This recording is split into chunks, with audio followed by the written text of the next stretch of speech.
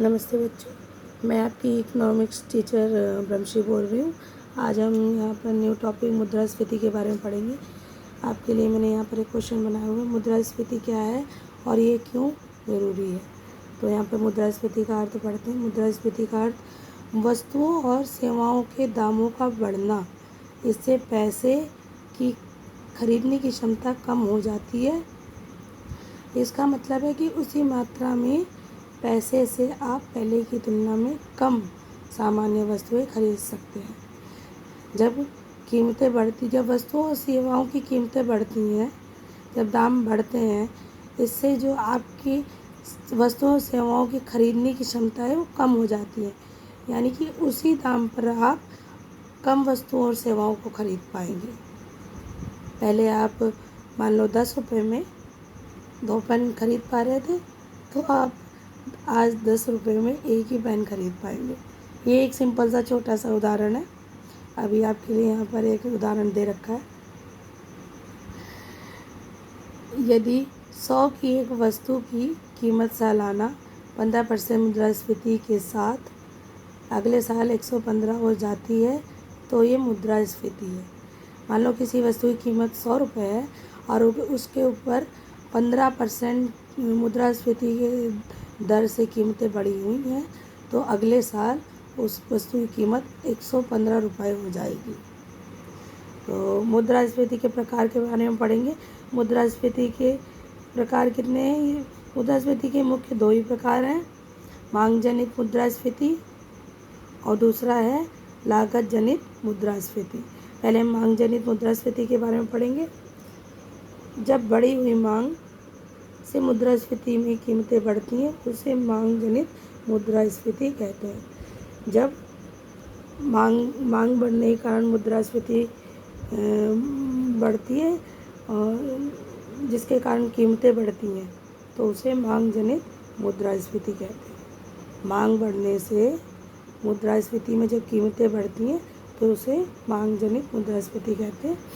आपके लिए यहाँ पर मैंने मांग जनित मुद्रास्फीति के लिए चित्रीय प्रस्तुतिकरण किया है, एक डायग्राम बनाया है जिससे आप इसको थोड़ा सा और इजीली समझ सकें। तो यहाँ पर वाई एक्स पे मैंने कीमत स्तर यानी कि प्राइस लेवल लिया हुआ है, और यहाँ पर एक्स पे वास्तविक सकल घरेलू उत्पाद यानी कि रियल जीडीपी, जिसको आप क्वांटिटी या मात्रा भी कह सकते हैं। तो पहला जो आपका डिमांड कर्व है AD1 होता है। आप डिमांड के बढ़ जाने से यानी कि डिमांड कर्व बढ़कर AD2 हो जाता है। AD1 से AD2 हो जाता है, जिसके कारण प्राइस P1 से बढ़कर P2 आ जाता है। यानी कि यहाँ पे डिमांड यानी मांग बढ़ी है, AD1 से AD2 हुई है, जिसके कारण प्राइस P1 से P2 हो जाता है। तो पहला जो आपका प्राइस का संतुलन बिंदु है, यहाँ पहला जो है कीमत स्तर यहाँ पर P1 होता है और मात्रा Q1 होती है, जहाँ पर कि AD1 जो आपकी मांग है, AS सप्लाई है जो D बिंदु पे काटता है, ये हमारा पुराना कीमत का संतुलन है। अब जो AD1 से मांग का स्तर AD2 हो जाता है, तो हमें कीमत का नया संतुलन बिंदु प्राप्त होता है।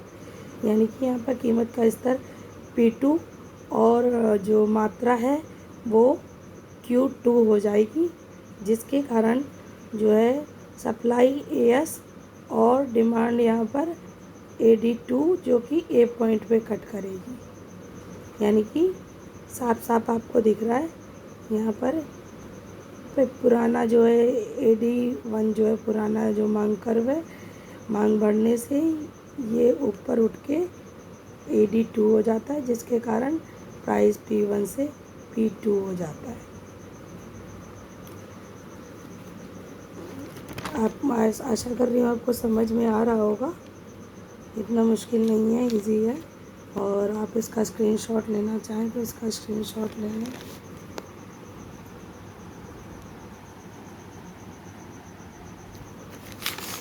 एक मिनट।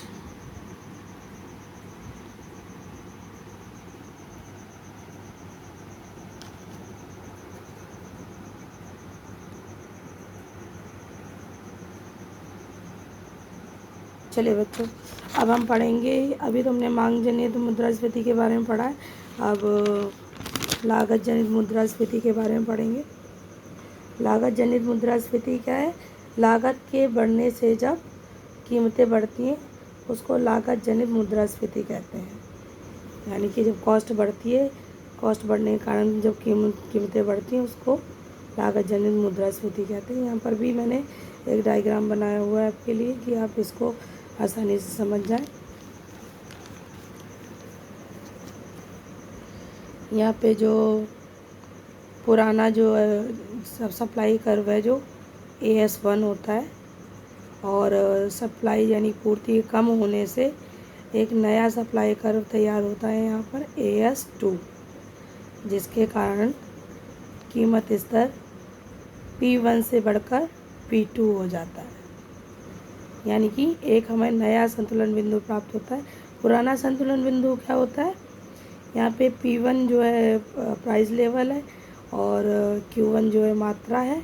तो P1 Q1 पे जो है AS1 सप्लाई है और AD डिमांड है, जो कि A बिंदु पे कट कर रहा है। लेकिन सप्लाई के कम होने से एक नया सप्लाई कर्व हमें मिलता है, यानी कि AS2, जहाँ पे कीमत का नया संतुलन बिंदु तैयार होता है। यहाँ पर कीमत बढ़कर P1 से P2 हो जाती है और मात्रा Q1 से घट के Q2 हो जाती है। यहाँ पर पूर्ति AS से घट के AS2 हो जा रही है और डिमांड AD है, जो कि D बिंदु पे कट कर रहा है। यानी कि सप्लाई AS से कम होके A2 हो गई, जिसके कारण प्राइस लेवल P1 से P2 हो जाता है। यानी कि लागत के बढ़ने से, कॉस्ट के बढ़ने से पूर्ति कम होती है और पूर्ति कम होने से यहाँ पे कीमतें बढ़ रही हैं।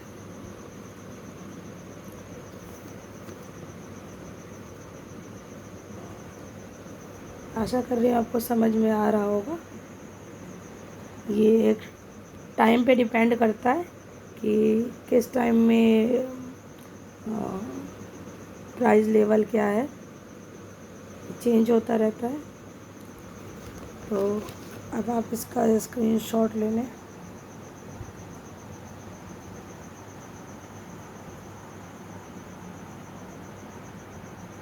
हर साल मुद्रास्फीति की जो दर है वो चेंज होती है, कीमत स्तर सेम नहीं रहता। लेकिन गवर्नमेंट कोशिश करती है कि इन्फ्लेशन जो है उसको कंट्रोल करके रखे। उसके लिए भी सॉल्यूशंस है, वो भी थोड़ा सा आपको डिस्कस करेंगे। तो अभी हमने पढ़ा कि मुद्रास्फीति के प्रकार, अब पढ़ेंगे मुद्रास्फीति के कारण। इसके दो मुख्य कारण हैं, मांग में बढ़ोतरी, लागत में बढ़ोतरी। मांग में बढ़ोतरी मुद्रास्फीति के उदाहरण पढ़ते हैं यहाँ पर। बढ़ता हुआ खर्च, जब लोगों को इनकम अच्छी मिलती है, अर्निंग अच्छी मिलती है, तो वो अधिक खर्च करते हैं, वस्तु और सेवाओं को ज़्यादा खरीदते हैं। और जब उनकी डिमांड बढ़ती है, अगर आपूर्ति नहीं बढ़ती, यानी कि सप्लाई नहीं बढ़ती, जिसके कारण जो है बढ़ी हुई मांग के कारण कीमतें बढ़ जाती हैं। और दूसरा कारण है सरकारी खर्च में वृद्धि। यदि सरकार बुनियादी ढांचे अन्य परियोजनाओं पर अधिक खर्च करती है तो इससे अर्थव्यवस्था में कुल मांग बढ़ जाती है, जिससे कीमतें बढ़ जाती हैं।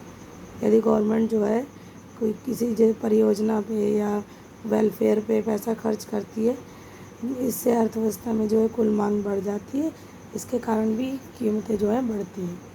अब हम पढ़ेंगे दूसरा, लागत में बढ़ोतरी मुद्रास्फीति के उदाहरण। कच्चे माल की बढ़ती कीमत, पहला उदाहरण है कच्चे माल में जब कीमतें बढ़ती हैं। यदि कच्चे तेल की कीमत बढ़ जाती है तो परिवहन लागत और अन्य उत्पादित वस्तुओं की लागत भी बढ़ जाती है। कच्चे तेल की लागत बढ़ेगी तो परिवहन यानी कि गाड़ियों की भी लागत बढ़ेंगी, जिससे अन्य उत्पादित जो वस्तुएं हैं, जो उत्पादक जो वस्तुएं बनाता है, उसकी लागत भी बढ़ जाती है, जिसका बोझ जो है वो अपने ऊपर तो लेगा नहीं, उपभोक्ता पर डालेगा, पब्लिक को वहन करना पड़ेगा। दूसरा है इसका उदाहरण मजदूरी में वृद्धि। जब कंपनियां मजदूरों को अधिक वेतन देती हैं तो उनकी उत्पादन की लागत बढ़ जाती है। इस बढ़ी हुई लागत को पूरा करने के लिए कीमतें बढ़ा देती है। जब कंपनियां मजदूरों को अधिक वेतन देती हैं, इनकम अच्छी देती हैं, तो उनका जो उत्पादन की लागत है बढ़ जाती है। यानी कि एक तरफ उनका खर्चा जो है यानी कि कॉस्ट बढ़ जाती है, ज़्यादा लागत बढ़ जाती है, तो उसको वो बढ़ी हुई लागत को पूरा करने के लिए कीमतें बढ़ा देते हैं। तो आप इसका भी स्क्रीनशॉट ले लें कि मुद्रास्फीति के कारण क्या है।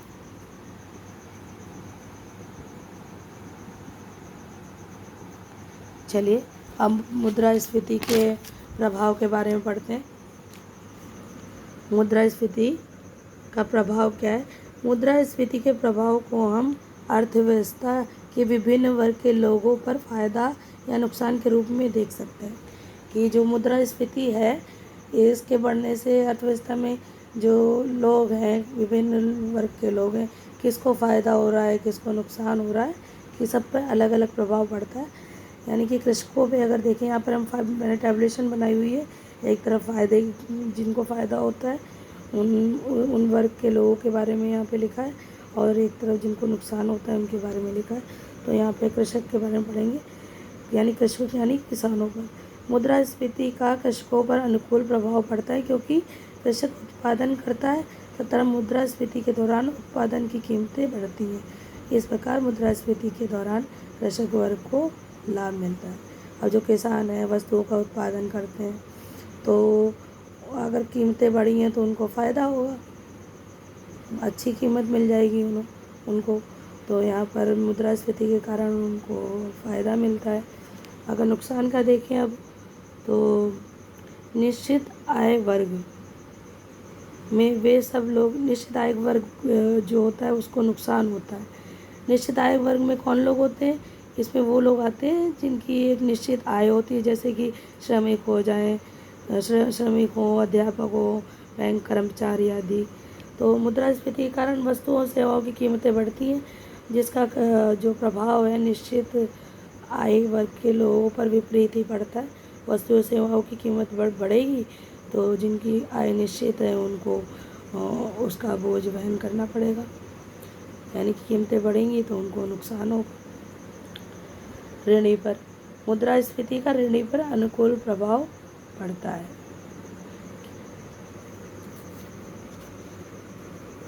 और जो ऋणदाता है, ऋणी पे तो अनुकूल प्रभाव पड़ता है, उनको तो फ़ायदा होगा। लेकिन जो ऋण देते हैं, मुद्रास्फीति का ऋणदाता पर प्रतिकूल प्रभाव पड़ता है, क्योंकि जब ऋणदाता अपने रुपए किसी को उधार देता है, तो यानी कि जो ऋण दे रहा है वो जब अपने पैसे किसी को उधार दे रहा है, तो मुद्रास्फीति होने के कारण उसके रुपए का मूल्य कम हो जाता है। यानी मुद्रास्फीति में जो पहले जो है जितने पैसे में सामान खरीदते तो उससे कम चीज़ अब खरीद पाएंगे, यानी कि यहाँ पर पैसे की वैल्यू कम हो गई है, तो उसको यहाँ पर जो है नुकसान होगा जो पैसा उधार देता है। उत्पादकों पर, मुद्रास्फीति के कारण उत्पादक तथा उद्यमी वर्ग को लाभ प्राप्त होता है। जो प्रोडक्शन करते हैं और जो वस्तुओं का उत्पादन करते हैं उनको जो मुद्रास्फीति में फ़ायदा होता है, क्योंकि जिन वस्तुओं का उत्पादन करते हैं उनकी कीमतें बढ़ रही हैं, जिनका उत्पादन कर रहे हैं उनकी कीमतें बढ़ रही हैं, और बड़ी कीमत पे उनको मुनाफा होता है, अच्छा पैसा मिलता है। तथा मजदूरी उतना, मतलब जितना उनको उत्पादन करने बढ़ी हुई कीमतें से फ़ायदा हो रहा है उतना उनको मजदूरी में जो है पैसा नहीं लगाना पड़ रहा है। मजदूरी में भी वृद्धि कीमतों की तुलना में कमी होती है, यानी कि वस्तुओं की जो अच्छी कीमत उनको मिल रही है उसके बदले जो उनको मजदूरी देनी पड़ रही है, लागत देनी पड़ रही है, उसकी कीमतें, जो वस्तुओं की जो उनको अर्निंग मिल रही है, जो लाभ मिल रहा है, उसके मुकाबले जो मजदूरी है उनको कम देनी पड़ती है। इस प्रकार मुद्रास्फीति से उद्यमी तथा उत्पादकों को फ़ायदा होता है। इस तरह से जो प्रोडक्शन करते हैं, जो वस्तु और सेवाओं का उत्पादन करते हैं, उनको फ़ायदा होता है। अब बचत करने वालों का देखें, मुद्रास्फीति होने के कारण वस्तुओं पर किए जाने वाले व्यय में वृद्धि होती है। और मुद्रास्फीति के कारण जो है वस्तुओं पर किए जाने वाले मुद्रास्फीति होती, कीमतें बढ़ेंगी तो पैसा ज़्यादा देना पड़ेगा, तो व्यय ज़्यादा करना पड़ेगा, इससे बचत की संभावना कम हो जाएगी। दूसरी ओर मुद्रास्फीति से मुद्रा के मूल्य में कमी होगी। मुद्रास्फीति होती है तो मूल्य में कमी होगी। पहले जितने पैसे में ज़्यादा सामान खरीद पा रहे थे, अब उतने पैसे में कम सामान खरीद पाएंगे और लोग बचत ही नहीं करना चाहेंगे। जब पैसे होंगे ही नहीं तो वो बचत क्या करेंगे, क्योंकि कीमत बढ़ गई है तो उसी कीमत पे अब वो कम सेवाएं और कम वस्तुएं सेवाएं खरीद पाएंगे, तो बचत करना मुश्किल हो जाएगा। अर्थात मुद्रास्फीति का बचत करने वालों पर प्रतिकूल प्रभाव पड़ेगा। चलिए अब आप मुद्रास्फीति के प्रभाव का ये स्क्रीनशॉट ले लें, 2 पेज पे मैंने किया है।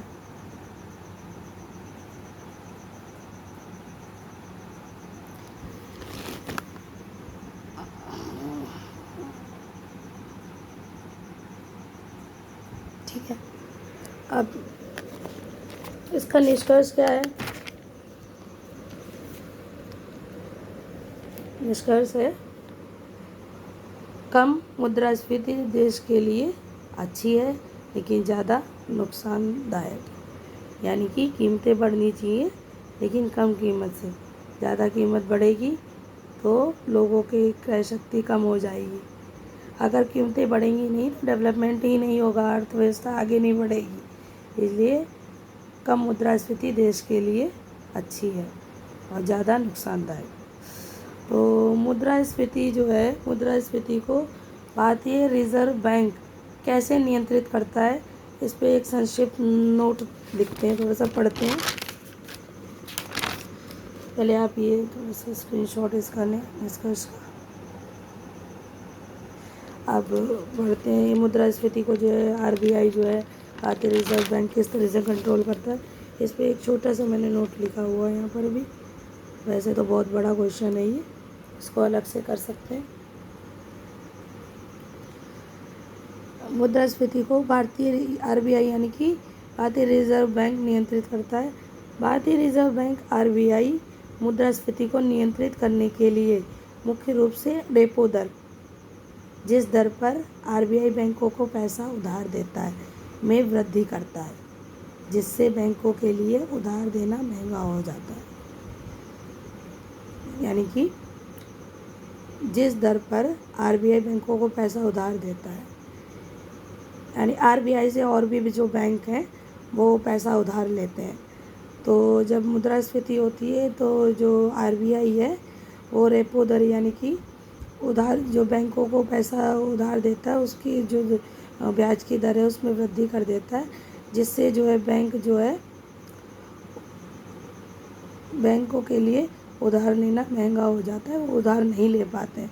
यानी कि पैसा जो है अर्थव्यवस्था से आरबीआई मार्केट से कम